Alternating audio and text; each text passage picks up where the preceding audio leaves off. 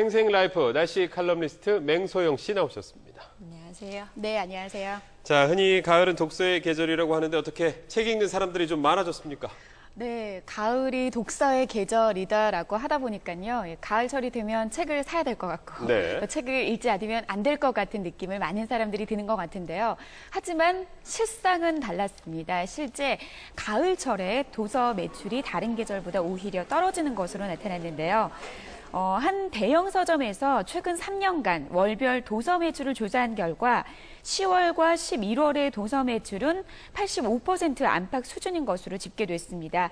가을을 독서의 계절이라고 불리게 만든 것이 가을철 책 판매율을 높이기 위한 전략적인 광고 효과라는 설도 있을 정도입니다. 네, 그렇다면 사람들이 가장 책을 많이 읽는 계절은 언젠가요? 예, 따로 있는데요. 근데 아무래도 가을철이 놀러 가기 좋은 계절, 또 네. 사람들이 쾌적함을 느끼기에 가장 좋은 계절이라고 말씀을 여러 번 드렸던 것 같은데요. 이렇기 때문에 독서보다는 이제 단풍 구경 등 나들이를 떠나려고 하는 사람들이 더 많았던 것 같습니다.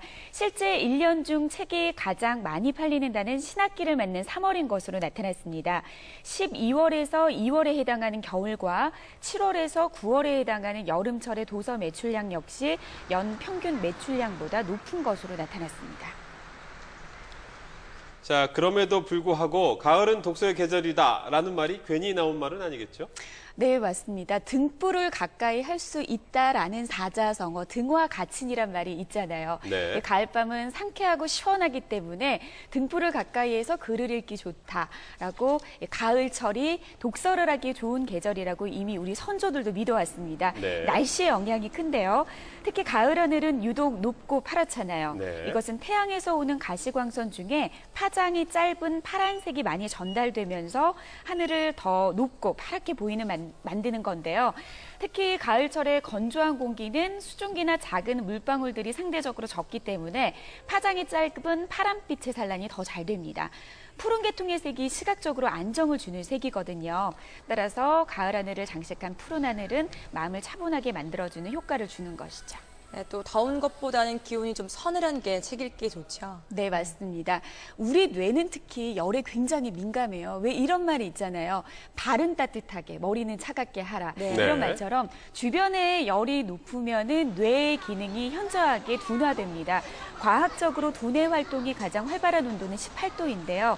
가을철 좀 서늘한 기온은 오히려 두뇌 활동을 활발하게 만들어주기 때문에 기억력도 또렷하게 해주고 또 사색과 명생이 잠기는데 더없이 좋은 조건을 형성시켜주는 겁니다.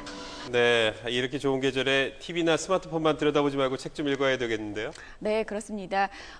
읽고 또 읽어도 지나침이 없는 것이 책, 바로 마음의 양식 책이 아닐까 싶은데요. 올여름 비와 무더위로 굉장히 지루했습니다. 가을은 그 색을 완전히 느끼기도 전에 이른 겨울에게 자리를 금세 물려줄지도 모르겠습니다. 점점 짧아져가는 가을, 눈과 마음 속에 부지런히 새겨 놓으시기를 바랍니다. 지금까지 생생라이프였습니다.